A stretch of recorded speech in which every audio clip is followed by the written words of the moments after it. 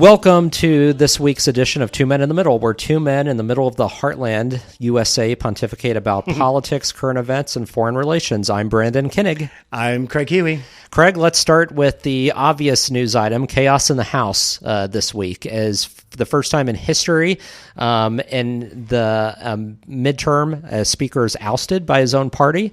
This was... I think shocking by all accounts, even as we knew about the drama leading up to it, whether or not this was actually going to happen. Not only that, Speaker McCarthy has the shortest speakership in U.S. history. The dude who died of typhoid beat him even. Right. I mean, we're talking about, he's been speaker for... like 260... Not even a year. 214, 15 days or something right. like that. I mean, we're talking about like 8 months, 9 months. So, I mean, looking at this whole shit show, Kevin McCarthy, when the Republicans took over control of the House, he basically said, we have an ungovernable majority. We don't have a big enough majority to actually govern. To do that, we're probably going to need 20 to 30 seats in the Republican side to govern. And I think one of the lessons... big red wave, remember? Didn't happen. But I think one of the lessons that we're being reminded of is that if you expect something out of the Republicans in the House, they need that 20 to 30 seat majority because they just don't play enough team game to be able to get anything done. Because that is very different than Pelosi's approach. Yes, and there's a minority, but strong minority, who have no interest in governing. They're chaos agents. They have a burn-it-to-the-ground mentality, and they will continue to behave that way time and time again, as we've seen.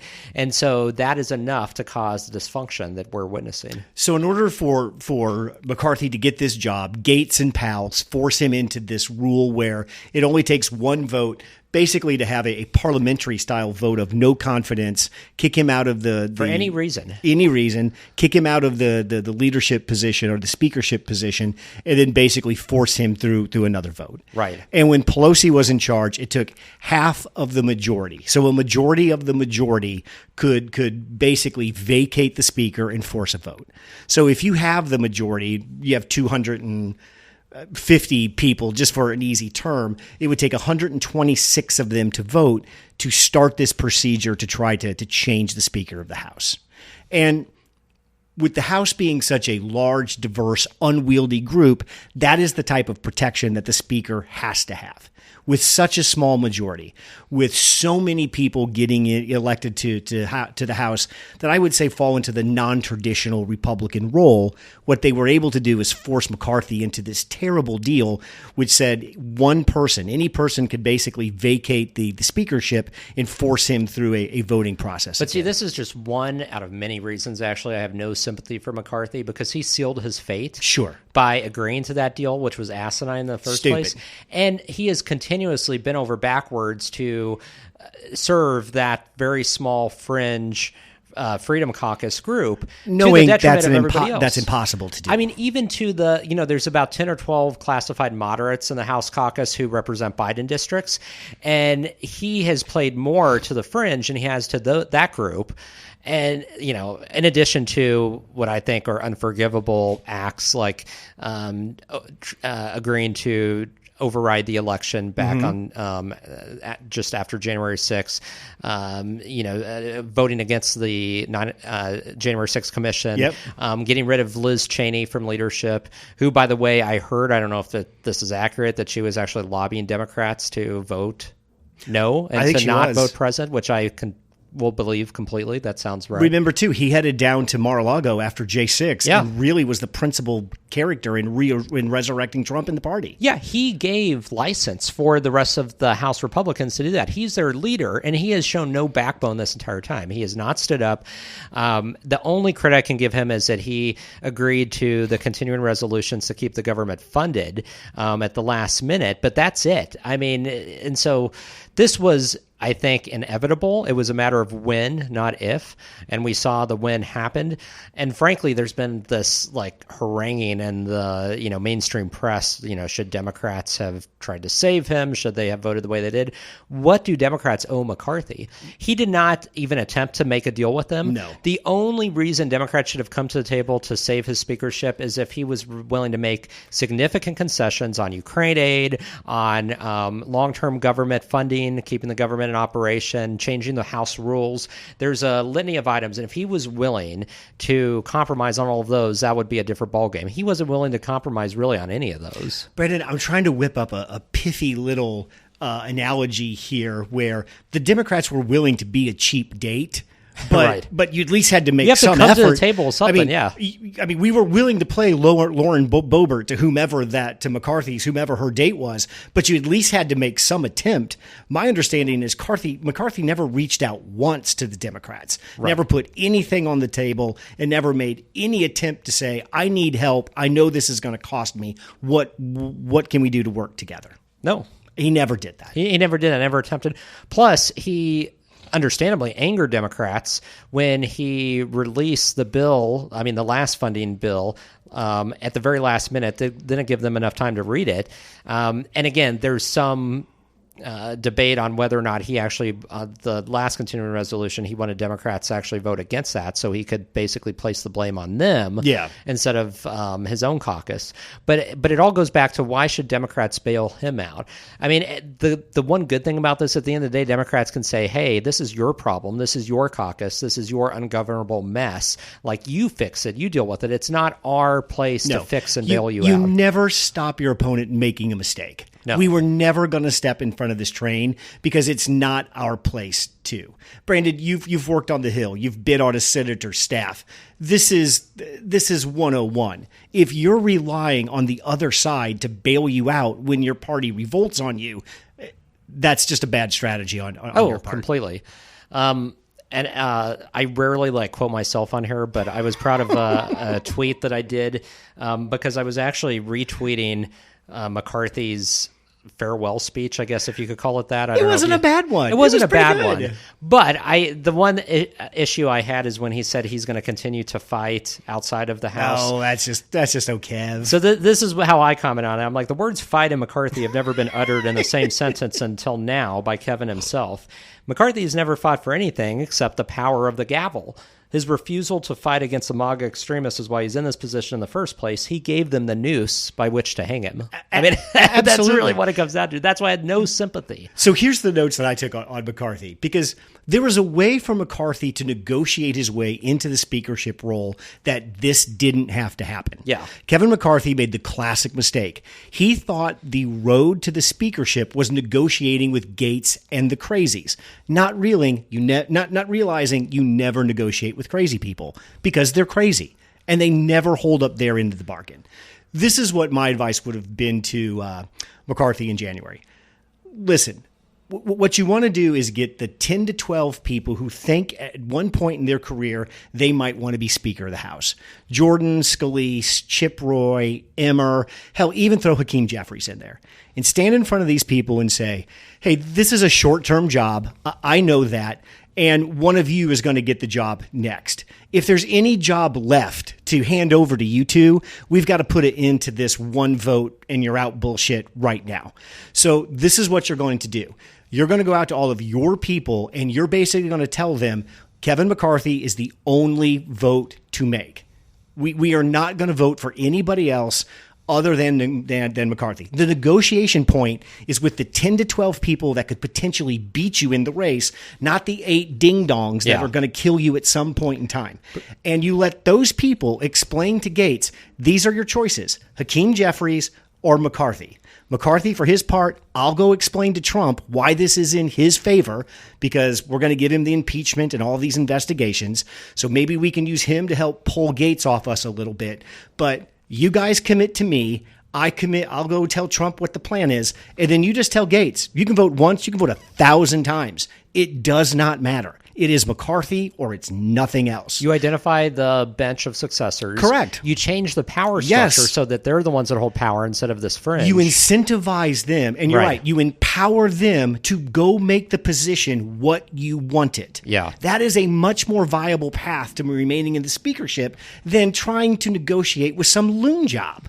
And instead, first of all, McCarthy, another mistake he made, he failed to anticipate the vendetta that Gaetz harbored against him going back to the first series of votes. The fact that no matter what he did, Gaetz was out to get him. This was all personal for Gaetz, and he wasn't going to let him forget that.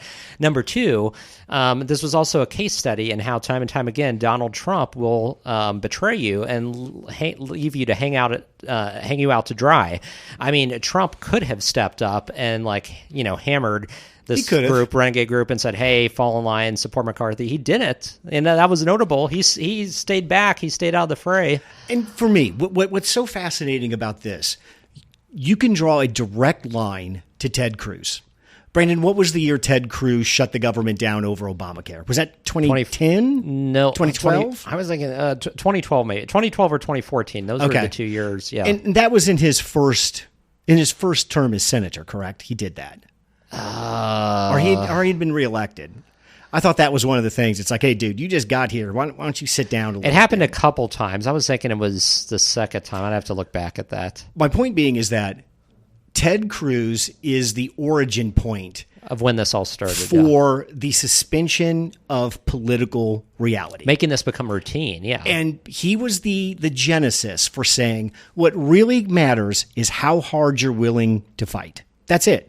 Because Ted Cruz was walking around trying to convince people that they could repeal Obamacare, and if they fought hard enough, Obama would take away his signature law, that he would sign that repeal. That's absolutely ridiculous. This was the start of what we're about is fighting. Political reality doesn't really matter. It was the beginning of the unreality, this fantasy politics. That's correct. Where, if we stop stop the government from running, we can accomplish this, we can do this, and none of that happens. And you would think at this point in time, as many times as this has happened, what happens is they never get what they want. The government is always restarted and refunded, and they suffer politically at the ballot box typically. The entire government system is set up to keep Matt Gaetz in check. Yeah. Everything about our government is designed to keep him where in place and not allow him to do the damage that he does. The other thing Ted Cruz did with that Obamacare fight that I didn't really recognize at the time, Brandon, he opened up politics for everybody. Because now the criteria isn't your political acumen, your ability to know the rules and regulations. Now it's how hard are you willing to fight? By that I mean, how big of a jackass are you willing to be? Are you willing to yell? Are you willing to scream? What are you willing to do? If politics now, and if a qualified politician is just someone that's willing to fight, Ted Cruz is the one that opened up a lot of the floodgates that we're dealing with now. And Ted Cruz also made it about personality and self-branding over policy. Because at the end of the day, despite the rhetoric that Ted Cruz said, he didn't really care if anything was accomplished or not. He was able to rise out of that, gain stature for his presidential run in 2016. And he leveraged that and continues to leverage that today. I mean, that was all part of a political growth for Ted Cruz into becoming who he is today. There was a quote by Congressman Kelly Armstrong from North Dakota. I don't know if you saw this quote, but it encapsulates this era that we're in of personality politics and self-branding over governing. He said, the incentive structure in this town is completely broken. We have descended to a place where clicks, TV hits, and the never-ending quest for the most mediocre taste of celebrity drives decisions and encourages juvenile behavior. That's exactly what it is. And why it's hard to figure out what Gaetz's next move is, because you don't know what Gaetz's next move is. Matt Gaetz has no interest in staying long-term in the House or any legislative branch. No. Matt Gaetz's next move is he wants to be the governor running of for Florida. Governor, yeah. Because Matt Gaetz has learned what you really want to do is get into the executive branch. That's when you could really just swing it around and there's far fewer obstacles to get in your way. So if that is true, if we accept it as fact that Gaetz, his next move wants to be the governor of Florida, then we have to accept he makes no move without Donald Trump's approval. Because Donald Trump very much will probably in 2026, the way DeSantis is going, he will be the kingmaker of that race. So whatever Gaetz is doing, he has to be doing it in lockstep with Trump. Yeah, there's no way he's getting around it. Yeah. So if that's the case, we got to imagine that Trump doesn't really care about McCarthy. McCarthy's just somebody to be used and abused as he sees fit. He's a means to an end, McCarthy is. Does Trump have a plan for all of this? Does he have a plan for Gaetz? No. Or is it just, hey, you just do what you do. I've got my stuff going on, and I won't openly attack you. That's the plan. I mean, that could be it at the end of the day. And again, I mean, if that could be enough for Gaetz to be able to get what he wants and ride that to the governor's mansion in Tallahassee. So I think at the very least, that's what he gets out of it, or he gets a full-throated endorsement. I mean, who knows? Brandon, this is always a difficulty in life. And it's the Republicans are in a very, very difficult spot. Matt Gaetz just did a cynical, crazy, unethical, bad thing. But the point he's making is 1,000% right. When, if, are we ever going to address the fact that we're $33 trillion in debt? And it's his party that has made this an issue for as long as I've been alive. So the signature issue, one of the signature issues of the Republican Party, has ballooned to a $33 trillion debt with no plan to slow it down and no idea how that impacts us. Well, and it's accelerated under that party, during the Trump years. Next year, our debt payment is more than our defense budget spending, I believe. Yeah. I mean, and when you look at, you can just go online and look at the U.S. debt clock for looking at the crosstabs of like what's owed, what is paid in, what the government collects, and our liabilities, Social Security, Medicare, Medicaid, defense. Like it is staggering and it is scary. And you're right. I mean, neither party has been willing to confront this. The Republican Party complains about it, but they've been just as guilty, if not more, over the years in terms of accelerating. Neither of them have a plan. Gaetz, at the end of the day, doesn't really care about that. It's a convenient excuse for him to grow his own brand. But yeah, it's a critical issue, and it's going to impact everything from housing prices to mortgages. And I mean, it's going to have a ripple effect throughout the entire economy, and there's no plan to stop it. And I'm not saying Gaetz is making a good faith effort on and this isn't the way to do it either. You don't default on your existing obligations vis-a-vis the U.S. government to make a point about the debt. The debt needs to be tackled separately and with common purpose, and there needs to be a priority attached to it. There should be, I think we've had debt commissions in the past. I just think they've probably been sidelined or ignored. I'm pretty sure there was a debt commission so many years ago with a former Democrat and Republican senators that were at the helm that said, hey, we need to tackle this. But Gaetz knows that he, at any point in time, he can play the card. You've been talking for 20 years. You made these promises to fix it, and we never do. I don't think we've ever been $33 trillion in debt before. No, because it's just continually growing and growing. We're always shattering records. Incomprehensible amount of money in debt right now. Yeah. Does anybody care about that? What Gaetz did, Gaetz made a couple tactical mistakes, I think, in his execution, but really he knows that at the end of the day, they're going to start attacking him now, and they're going to make an attempt to get him out of the conference and maybe even out of Congress. But he knows for all the shit he's pulled, he's got solid ground to stand on. Does anybody know what's going to happen to this $33 trillion debt? How do we service it? What happens when our debt payments are over $1 trillion, which I think is going to happen in 2024 or 2025? How do we deal with that? How does this debt go away? Is this just a permanent feature? These are serious questions rolled up by a buffoon, and then he shapes them into a bat, and he's using them to beat 96% of the Republican Congress with it. And the Republicans are too inept and too cowardly to do anything about it. Well, on side note, I mean, with interest rates as high as they are now, too, that adds a whole other dimension to servicing the debt with those payments. Money's not free anymore. No. And I mean, at the end of the day, too, the issue is, but this is not the way to do it. I mean, more instability within our government doesn't held things either.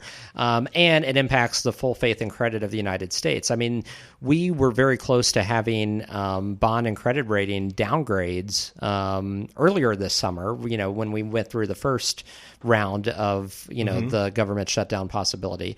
And so taking us to the brink every time is not a way to address that either. It's just one other thing I think of this whole topic I find interesting. Ann Applebaum had comments on this where she said whether the U.S. realizes it or not, it is essentially requires two parties. It's a multi-party function to stabilize the government. Very true. Her actual quote was, U.S. now has a multi-party political system that requires cross-party coalitions to create stable government, just like many European countries. Do we? Because nothing is structured to do that. No, that's what I mean. You might say that, but that's not how anything functions. That's not how our government is set up or structure. It's happening by accident because of this chaos that we're in, and because there's no other choice. But the incentive structure isn't there for that to happen, and I don't think the incentive structure is there for it to continue. So that's what's scary. It can't. Yeah, that's not how the system's set up. We're a majoritarian system. We're not set up in a party coalition system. The party that gets one more vote than the other party gets to run the House. But majority rules, yeah. The other side of that is there's so many checks and balances, it's difficult for them to actually do anything. But we've never been in a place, too, where we have had so many... Where the institutionalists have lost power and we have so many renegades that are just willing to blow it up. I mean, you can't point to any other time in history where there's been this. So do you think the American people, if you did a poll or a survey or whatever, do you think the American people are down with more coalition government? Do you think that's what do you think people are looking at this and saying, Republicans need to get their shit together, or, hey, we need to do something that's a little bit more bipartisan and a little bit more forming a coalition like they do in Western Europe democracies? I think it's the first. And your first was that they're hey, Republicans, just get your shit together, elect your speaker, and let's just go on. I think ultimately, I don't think Americans think about this in terms of like the mechanics of the government itself being more like European. Now, I think that's what happened in this situation, again, by accident. So I think Ann Applebaum is right. I don't think that's going to be the sustainable model. I agree. But I will say anecdotally, I had polled a lot of my Republican friends and Republicans in my network, some of whom are very conservative, to get their sentiment on what was happening this week. And most of them, the words were embarrassed, disgusting, shocked, ashamed of their party, what was happening. To a T, I couldn't find one person who had anything good to say or could even qualify this as saying, well, someone needs to take a stand. There was none of that. This isn't good trouble. It's not good trouble, and it doesn't bode well for Republicans in next year's election because this is a hammer that's going to be held over their heads. I mean, I've said this for years, said this for decades now to people about the Republican Party. Why do you continually vote for a party that expresses their disgust for government every chance they get? And wanting to tear it down. Why do you vote for a party that is actively opposed to governing? And they tell you this all the time. All the time. But that is a marked change, and we always get back to this, how the changes in the political parties. The Republican Party has changed completely. I mean, you go back several decades, and it was common in the 50s through the 80s to say Republicans were the adults, right? The adult party. They were about governing, stability. Not anymore. I mean, they're the chaos party. We need to go back. We need to look at, would it be right to go back to that more traditional approach? Because 50s to the 80s, your legislative branch were Democrats because that's what they like to do. They like government. They make government run. They legislate. And the president was usually and consistently a Republican. Yeah. Because three things: strong military, keep your taxes under control, and socially, we're just going to do the bare minimum we can. Free market approach. It was a simple formula but also for a Republican president. Republican presidents who were governing mindful, because, you can't discount the fact that you had Reagan, who had a great working relationship with Tip O'Neill. You had legislation. You had deal-making. You had compromise. I mean, that was the name of the game for so long. I mean, it was second nature. It wasn't even thought about. I mean, Democrats and Republicans went out to dinner together. I mean, this... And the great thing about a Republican president back in the day, never tried to do too much. Yeah. That was the greatest They knew their limits benefit. and the extent of what they could accomplish. At least this dude ain't going to get off the reservation and try to do some top-down bullshit that no one's going to like. Right. And that model held and worked for 40-ish years. It's just not going to work now.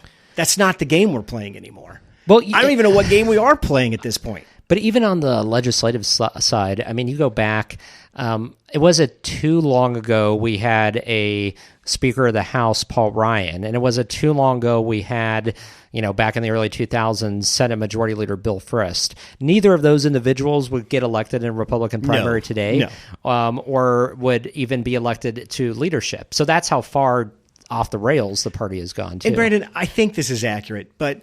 wasn't Newt Gingrich the first time the Republicans had a majority in the House in like 60 years or something ridiculous like that? Because the House was always Democratic, because that's where the majority of legislation happened. That's right. And that's what that's what the Democrats do. I forget who it was. At some point, didn't Newt Gingrich overreach? Isn't that why he eventually... I don't remember how... Did he leave voluntarily in terms of leadership, or did he get... I don't think he did not leave voluntarily. I feel like there was like a mutiny, or there was some type of... What Newt did was this: hey, if you want to get power, this is how we're going to do it. Me and these four dudes are going to run everything. All of you people underneath me, you're fundraisers. You're going to fundraise and vote the way we tell you to. And that's how we're going to do it. Because... when you have 225 people you have to wrangle, that's the only way you can do it. You little 8 people led by Gaetz, you don't get to separate over here. You're not a separate party. This is a team sport. Especially in the House, it's a team sport. You either get on this team. There is no making another little team to get your way. That's not going to happen. There's been nobody willing to stand up, though. That's been the problem. I mean, McCarthy could have laid down the law, and he didn't. He absolutely could placated them, and by placating them, he empowered them. The next person, let's talk about the next person who's going to get a job, but the next person that gets that job needs to look at all of the... let's just do this first. Hakeem Jeffries is not going to be the Speaker of the House. Do you agree with me on that, Brandon? Oh, yeah, no. That's not going to happen. The Republicans will pick somebody, and they will get their shit together. But they may need to pick somebody a little bit that walks in with the attitude, you guys need me way more than I need you. These are my terms. If you don't want them, I got better shit to do than this. I don't need this. I'm not Kevin McCarthy, who doesn't feel like my political career was not taken to its fruition if I don't get this job. That's exactly what they need. I mean, someone with the right tone and attitude, which is what they haven't been served well with. Does anybody do that anymore? Does anybody hire people, Brandon, that they know are going to tell them unpleasant things? No. Well, and especially in the House and Senate, right? I mean, these people surround themselves by yes men and women. I mean, that's been the problem. They've worked themselves into such a frenzy. They had to go home for 5 days or 6 days after this because they were afraid of physical violence amongst the members. Well done, fellas. And so, again, you have this week of vacuum, essentially, which, again, just adds to the chaos. But no, nobody will give tough truths. I mean, that's why we have people, like the late Senator Dianne Feinstein, who pass away in office, because, it's mind-boggling. You've had to see the video of her just reaming those little kids in her office. When those little kids, like in 6th grade on a field trip. This. I did not see the video. And they show up and they say, you need to pass this bill on climate change. And she's like, and you're just a bunch of stupid kids who have no idea what they're doing. I did not see that. It's classic. Okay, Brandon. Tuesday, we get the House shows back up.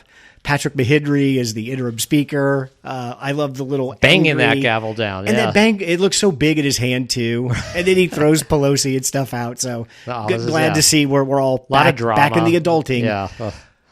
I am assuming, and I could be completely wrong, that this is Scalise, Jordan, or who's the other guy? Emmerich? Tom Emmert.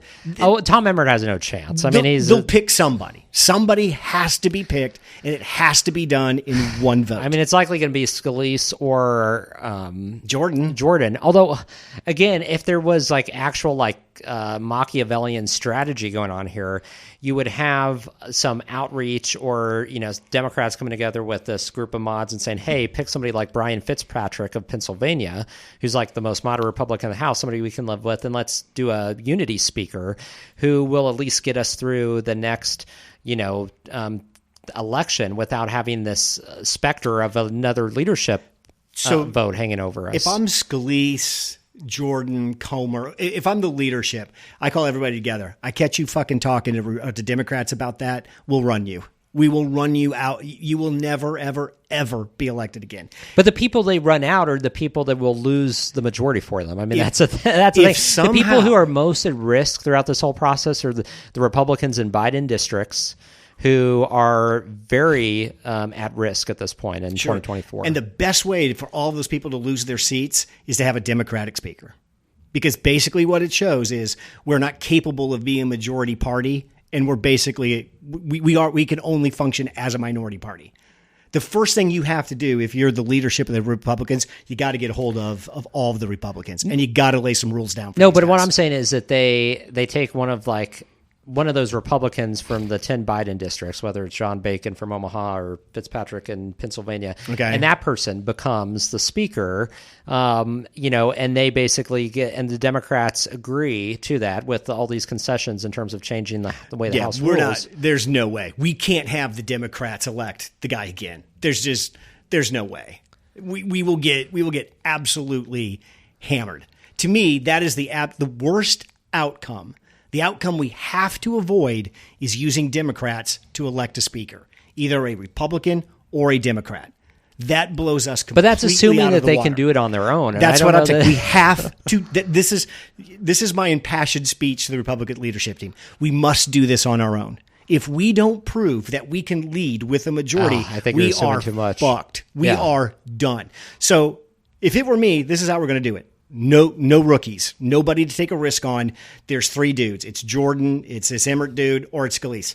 Pick, and that's who we're going with. So what makes me think that it's not going to be that smooth is because Lauren Boebert was tweeting out earlier today that, she's backing Jim Jordan, and she said she's willing to forfeit the one vote to vacate rule because she thinks Jim Jordan is trustworthy.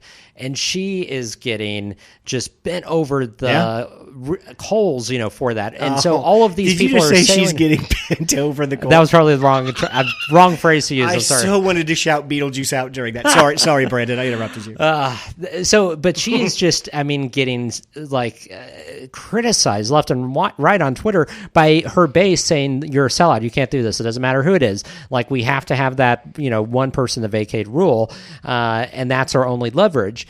And so at the end of the day, if all 8 get that type of pressure, I don't know that they're going to be willing to bend or give in. And as long as it'll bend on that, there's going to be that specter of chaos always looming over the I was stunned speaker. when on MSNBC, Byron Donaldson said, no, I'm not voting to get rid of the one vote thing. No. He's like, that's what we need. I don't think they can get rid of that vote. That's what's going to be interesting, because nobody worth their salt that can manage this job is going to take it with that hanging. No, why would you? That's insane. Yeah, So end of the day, do they get this done in one shot? Do we go through another round of voting on multiple people? Do they just leave this McHenry guy in? I think there's at least 2 rounds of voting. I could see McHenry. It kind of depends on what he does between now and then and whether he steps up and is willing to lead. But he could be a default that ends up becoming the speaker who's voted in if there's multiple rounds of voting and they don't get anywhere. I think there's going to be at least more than one round of voting. I don't see this getting done in one round. I just, if it could have happened, when things were less chaotic with McCarthy and less chaotic as, again, all relative, and we're in just mass chaos right now, and there's all of this bad blood now between so many members of the caucus, I just don't see it happening. Why didn't McCarthy just say, vote again? Vote again. Why not? Why did he throw in the towel? Why not after that first round? Didn't he call Hakeem Jeffries and says, "You're right, been kind of a dick about this. That would have been the easy thing. You're not going to get everything, but compromise. I'll give you something. Lay it out, and we'll do it." That would have been the easiest thing to do.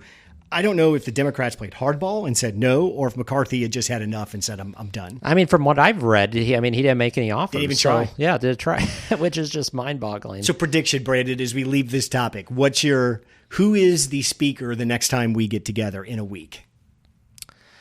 Gosh, I think at the end of the day, it could probably be Steve Scalise. The wild card is if Trump gets involved and makes an endorsement of like Jim Jordan or something.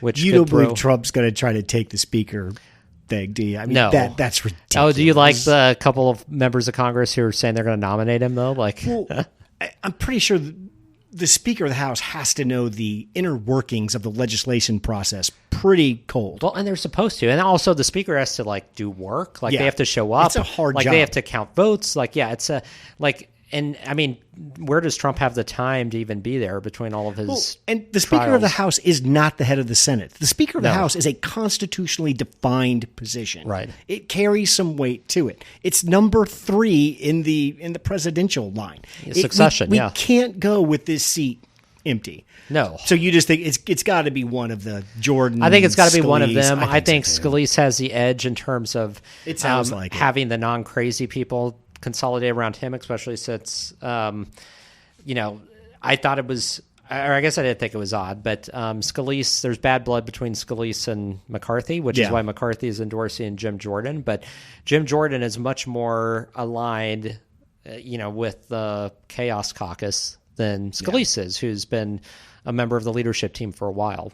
And we're not expecting a sudden turn to maturity here. This could be the absolute shit show it was this week too. And I mean, this is all relative, right? This is picking between two of like the worst people. These are people that I would not personally consider if I were voting ever. So, no. But that's where we're at. I think where we're at is ideally the speakership takes on all of these roles around recruiting, electing, fundraising. Yeah. That might be too much for this speaker. Let's just get somebody who can function and return us back where it looks like we're capable of handling the job. Oh yeah, because I don't think either of these two top individuals have the competency to do fundraising. And we're not going for perfect at this point. No. Brendan, have you been watching the former president at this civil trial in New York this week? I have, like his scowling, his he looks big mad. Media antics. He is not happy. It was also amusing to see that he fell off of the Forbes 400 richest Americans list this week. So that had to, really kind of rankle him. And those are the things I think that really, really hurt him. Oh yeah, I mean that's really what he cares about. I mean those perception, things as it relates to wealth and status. I mean it bursts the bubble, the facade that he's created, and this whole trial, I think, is what he cares more about than any of the, any of the others related to January 6th or Mar-a-Lago documents, because this gets at the heart of this perception he's created that he is wealthy and successful, when it's being revealed that no, he inflated the value of his properties, in some cases by over 1,000%. I mean, you're talking about just ridiculous inflation. Overvaluing properties. The idea that Trump has no problem with being convicted of sexual assault in the E. Jean Carroll case, Could but care this less one, about that. Yeah, is this worth our time? We talked about this a little bit during warm up. This is I think everybody would agree over Trump's entire career, he's played fast and loose with the rules and with the law. Rules, and we get this. I think that the defense here is some of this is baked in the cake. This happens across, big dollar property investing, how you estimate properties for loans versus taxes. It's a common practice to kind of work that the best that you can. And at the end of the day, no bank or insurance company is bringing this suit. I've yet to see who actually lost in this whole thing. I'm not saying Trump hasn't brought this all on himself. And this is where I see a fairness issue here, because even though they haven't brought this on, like lying on financial documents is still lying. And there have been average people who have falsified their home value for mortgage applications on a much smaller scale and have been prosecuted and imprisoned. We had a Republican congressional candidate here in Kansas back in 2002, who did the same thing. He had a house, lied about the value, not to the extent that Trump has overvalued assets, but on a mortgage application. It was discovered. He was prosecuted. He spent 10 years in federal prison, which at the time I thought was very severe for something like that. He went to prison for that? He went to prison for it. He got a 10-year sentence. Now, he may have got out early, but he actually did serve some years in prison. And so it just makes me think, though, if like average people can go to prison for, that level of falsifying information, like why not Trump? Even if, the victimhood is hard to ascertain, or there, it is at the actual financial institutions bringing the suit. Like it's still falsifying records. Yeah. The two funniest things so far that I've gotten out of this is one, in Trump's contracts, in the legal documents that he prepares about the value of his properties, he puts a clause in there that just says, I am upping this by 15 or 25% because of the Trump brand factor. So he has a clause where he basically says, I overvalue everything I have because my name's on it. He also has a clause, I think they said it was 3 paragraphs long, that basically says, if you believe any of these numbers I've presented in this doc, you're an idiot. He basically just tells you, you should take none of these numbers at face value, and you should validate all of these independently because my numbers are all wrong. Well, that says a lot, too, about the lending institutions. It does. But also, like, his defense attorneys are trying to say, well, as long as he says it is, a lot of this is based on your belief and your projection into what you think it is. So as long as you think it's worth 1,000% more, like... Did you hear him say, for one day, on Tuesday, Mar-a-Lago was worth $1 billion. On Wednesday, it was worth $1.5 billion. Today, the tax assessor for that county or whatever filed some paperwork about, hey, we might need to look at this. Is this really worth? Because the tax assessment on it is $18 million. Yeah. So that's some very different broad numbers being thrown on. Trump is a crook. It's so ludicrous. He's always a crook. He lies about everything. To me, this is baked in the cake of Trump being a liar and a criminal. I have no sympathy for him. If he loses a bunch of money in his businesses, I don't care. My only question is this, what are we really doing? Because I think what we're really doing is what happened today. This kooky judge basically told Trump, no move money in, no move money out of any businesses. No transferring. Well, that's the thing. To Melania, this is going to really financially damage him because the punishment, if he is convicted for this, is dissolution of the Trump businesses. And a $250 million fine. And that large fine. So his empire just crumbles after this. I mean, so there's some real consequences to him, consequences of the like he has not seen before. So that's what makes this stand out. I am also amused by the fact that his attorneys are so incompetent that they didn't ask for a jury trial, which would have served them well since this judge has already clearly made it plain that he thinks Trump is guilty. But they didn't file the paperwork to ask for a jury trial. I mean, today the judge made an order. Trump has over 500 LLCs around his business. And that's what he ordered. No money in, no money out. And he also ordered, I want a complete list of anybody that has an ownership stake or has made an investment in one of these 500 LLCs. Oh, wow. Who do you think's names are on that list? Yeah.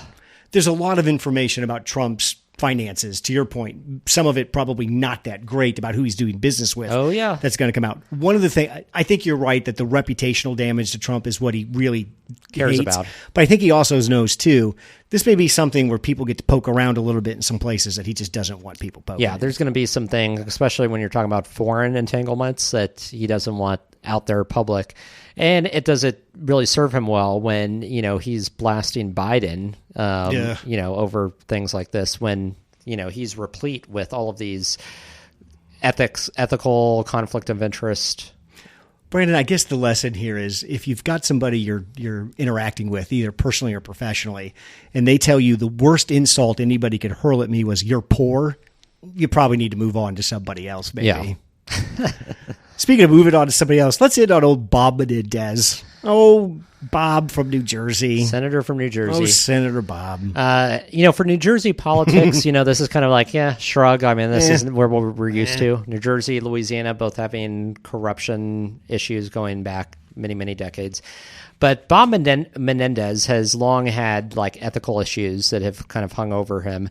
Now you have the DOJ investigation into bribery. I mean, this is like classic corruption. Like all of the pieces are there that he was basically bribed by foreign governments, including Egypt, to lobby on their behalf, direct bribes in the form of gold bars. And these are governments too that have very poor human rights track records. So there's, and this is all the more problematic because Menendez is head of the Senate Foreign Relations Committee. Yes. Powerful committee that can do a lot in terms of redirecting aid to favored countries. So you get bribed by Egypt with gold bars. Hey, give us aid, overlook this human rights abuse issue. And then all of a sudden, voila, they get, $2 billion in foreign aid. And it wasn't, the information he was sharing with Egypt wasn't like, what's the budget for the Egypt fund this year? It was about agents on the ground, their movements, where people were, where people were in other countries. And that I were even speak into Egypt. that, the intelligence, the information, which is, the national security implications of that, let alone the bribery in terms of redirecting money. So this has all the hallmarks of a real national security at stake in terms of the issues. Brandon, speaking from the Democrats, sure, we made this guy head of the Foreign Relations Committee. One of the most, it's fair to say Bob Menendez is one of the 10 most powerful people in the federal government, isn't it?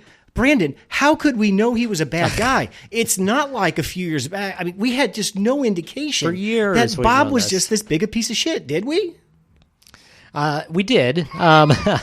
In fact, he has been prosecuted and barely survived with a hung jury on previous counts. He has had ethical clouds hanging over him for many years. He's been investigated before by the DOJ. So, corruption is not new to Senator Bob Menendez. Corruption and Menendez go together like peanut butter and jelly. Bob learned his lesson last time. 8 years ago, Bob and a buddy tried to steal $26 million from Medicare, and it was some insurance fraud scam thing. That's complicated. That's electronic. To hell with that.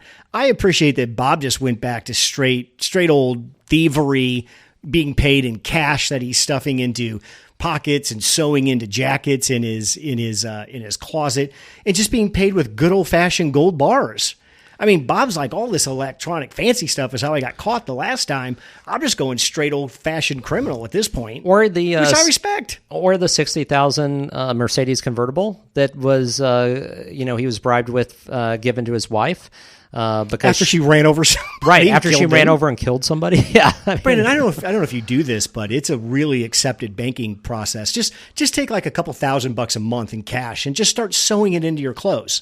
Because you never know when Bank of America or Commerce Bank is going to close and take all your money. That was Bob's excuse, right?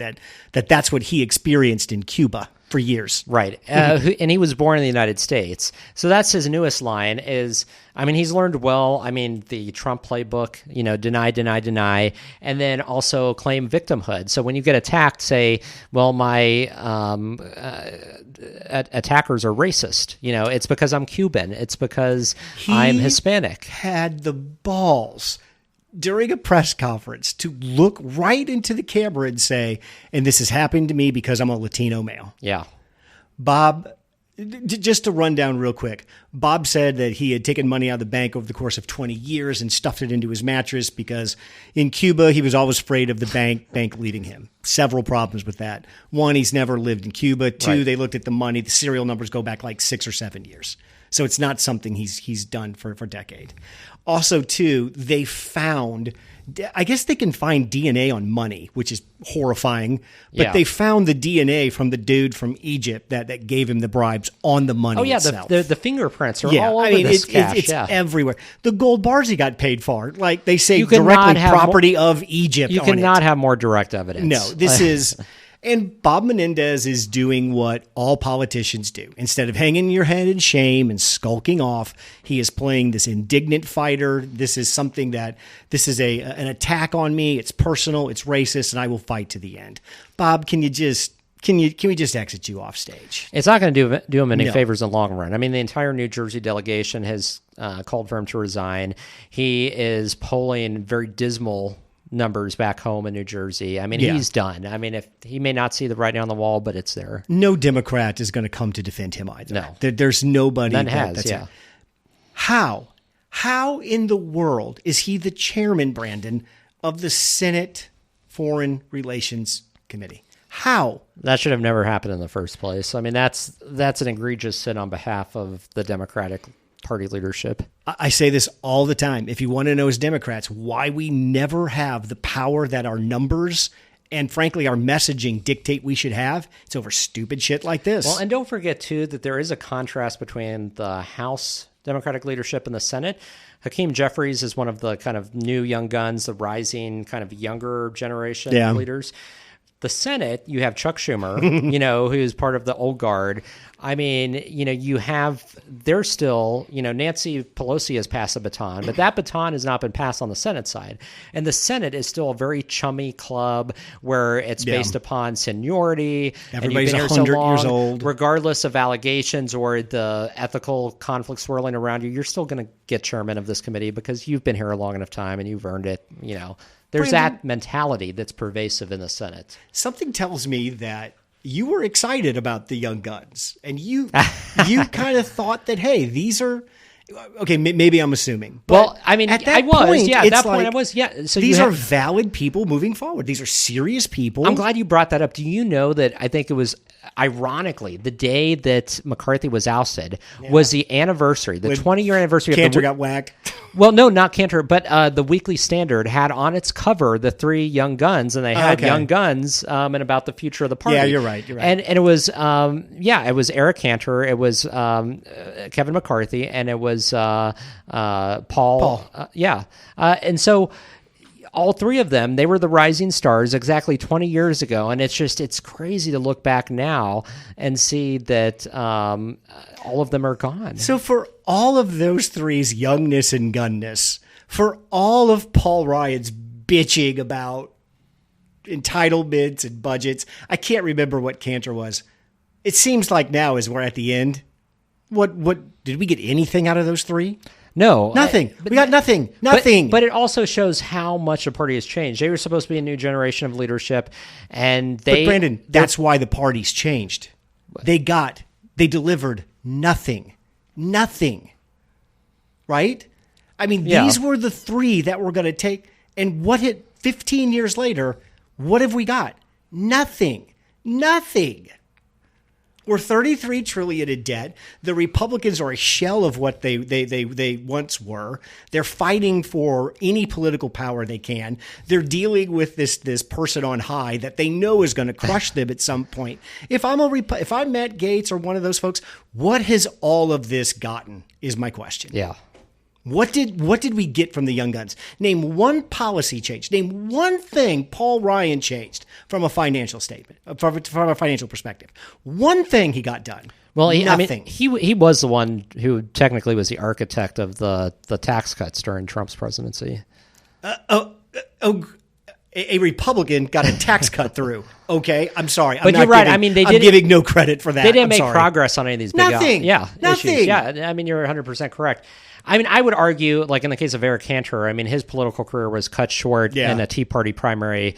I mean, very early. You're talking about many years ago during the Obama administration. 2014 is when he got clipped.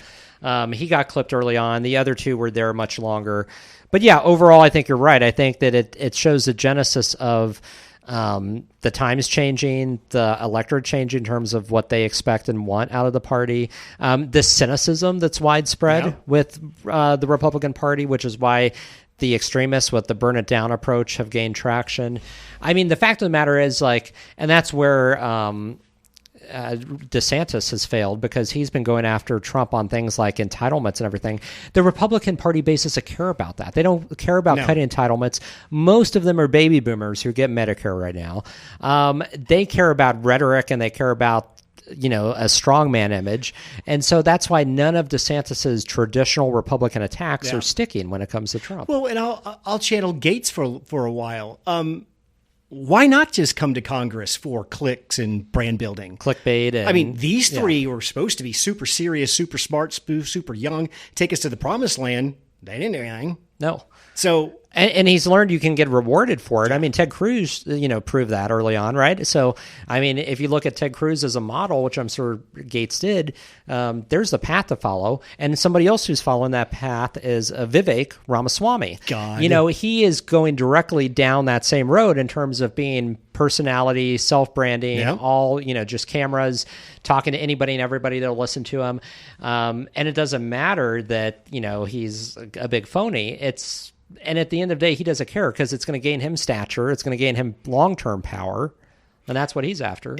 If I'm Gaetz, I'm sitting there and saying, okay, the Democrats were able to message democracy is in peril based off what Trump did and cut off a red wave that should have been there, right? Right. They took a message, they formulated it into They formed a message for candidates that they executed in elections, and they made results. They gained more power because of it. If I'm Gaetz, we've been sitting here, Republicans, for 40 years bitching about the debt, and we've turned it into zero political power. I'm done. Light a match to it, burn it down. I don't care. While Gaetz is an idiot, and I strongly believe he's going to get thrown out of the Republican caucus, he probably needs to get thrown out of Congress too. Yeah. Because he's just a flame-throwing moron. But I hate to say it, he does have a point. And the point is, Republicans, why is it every time we gain power, we can't turn it into anything? And I think that's what Gaetz in the worst way is expressing. He's doing it like a total moron. He deserves to be thrown out. But I understand the sentiment that he's bringing to the table. Well, and that sentiment is represented by many of the base voters, as well. So, I mean, he's channeling some of that same anger that they have. And do Republicans really care about the debt? Is this really an issue? They proved that they didn't care about it during the 4 years of the Trump administration where they exploded it. I mean, no, they don't care about it. Brandon, I think the high is going to start being in the 50s kind of later on. Yeah, we're looking at looks cool like we're fall officially weather. Falling here, and thank God.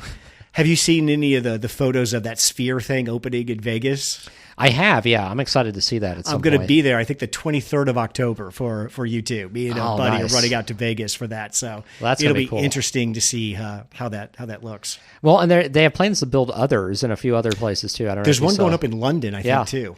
The problem with that, Brandon, it's going to be a problem for a lot of younger people it's a little bit of a problem for me. I have to time my drug use exactly for intersecting with that building. You get too high, you take too many edibles or something, you get in there with all the pictures. I was going to say that could be a little dangerous. Yeah, I got to really plan this out exactly. The guy I'm going with is a school teacher who doesn't touch anything, so I guess I can lean on him if I get too druggy. I was going to say, so you'll have somebody who can kind of help you out of there, yeah. You take any trips here to round out the summer, or did Eastern Europe wipe you out? You're done for the year? I think I have a couple of trips left in me. I'm going to Boston, just doing a weekend in Boston later in October. God, Boston's a fun city. And then, I don't know, I have not done a weekend in Vegas, I think, at all this year, maybe. I did several last year, so I may get to Vegas before end of the year. Yeah. Vegas is one of those places that, you can go in November, December. Absolutely. So it's a good And escape. that Sphere thing, I think U2 plays there for 3 months. I'll have to and look then at their when they schedule, get done, because that would be good to go see. I mean, some of those videos, U2 is looking, one of the reasons they took this gig is because, so they don't want to tour anymore. And I get that. They can just let the crowd come to them. But, man, U2 is looking... A little afraid. They are looking their age at this point in time. That's understandable. Brandon, I need a young band to follow. I just can't find any I like. Because I'm old, and I don't like any young people music. It's different. It's not the same, yeah. There isn't really... Do you listen to a lot of music that you can't understand the words? I listen to some. I'm not a fan of listening to that type of music either, because I feel like I need to know at least enough words to be able to hum along a few bars, say a couple of the words. If I can't say anything, if I can't understand any of it, then and then my daughter, who's 23, sends me all this music like Noah Khan. He's like really big. I've heard of him, but I don't know that I've listened and to other his folks. stuff. And it's just the most fucking depressing stuff ever. Like emo type of So it's either music. like rap, hip hop stuff. I don't Right. understand what's going on, or it's just depressing as shit. Yeah. I'm sure there's more out there. I just got to look a little bit harder. Probably. Some of the more kind of indie bands who are kind of up and coming, you might find something. That's me, indie band guy. I think that's our hour. Thanks, Brandon. Thanks, Craig. Thanks for listening to 2 Men in the Middle. Make sure to give us a 5-star review wherever you get your podcasts. Check out our website at 2meninthemiddle.com. Drop us an email at 2meninthemiddle@gmail.com or tweet at us at 2 Men in the Middle. We'll see you next week.